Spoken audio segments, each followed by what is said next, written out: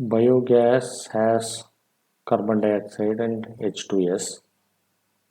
This need to be purified to make it a automobile grade or a boiler grade or a generator set grade, whatever a better grade of CNG level you have to bring it, which is called sometimes sweetening, upgradation, purification, so many. Everything is same.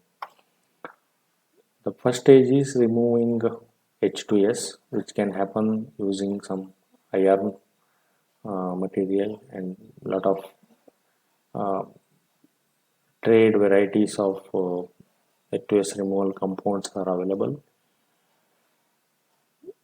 Then we have a water scrubbing where water is dropped from one side and gas is going from other side. There will be a contact between gas and the water, and carbon dioxide will dissolve in the water.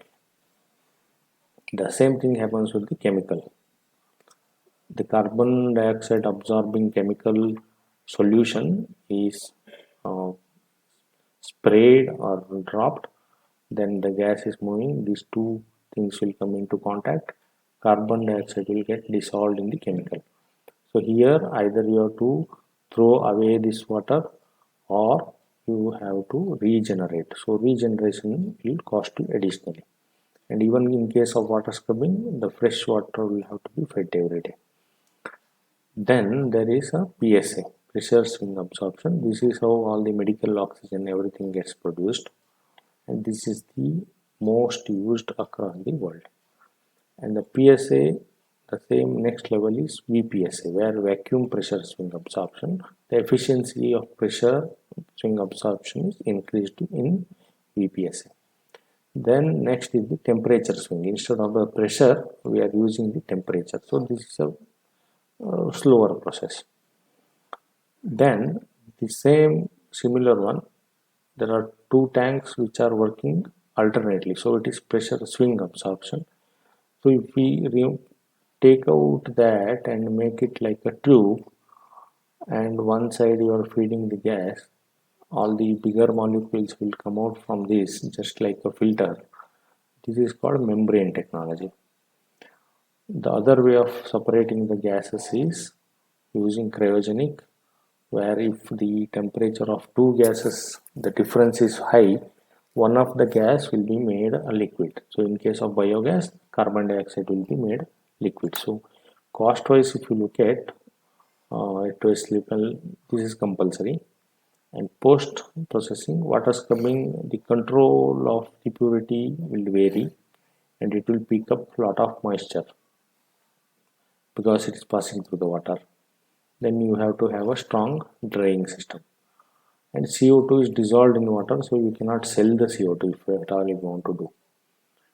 Then you have continuous consumable requirement from the chemical scrubbing, and you will have to discharge the uh, chemical or regenerate it at an additional cost.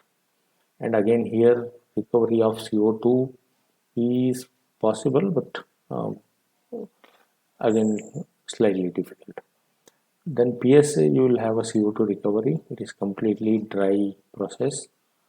No intervention is required for the PSA is well designed, but only constraint is on the purity. So purity, there will be a top limit, that is one, and there will be some methane loss from the exit side of the PSA. Then we have membrane, which is again a dry process. You have very good control. If you reduce the flow drastically, you can even go to 99% purity. Even with PSA we can do, but uh, then you will have very huge vessels and the output will be very low. So higher the purity you need, the output will come down. And the cryogenic works out only for like coal bed methane and petroleum based methane extraction, where the huge quantity is getting done.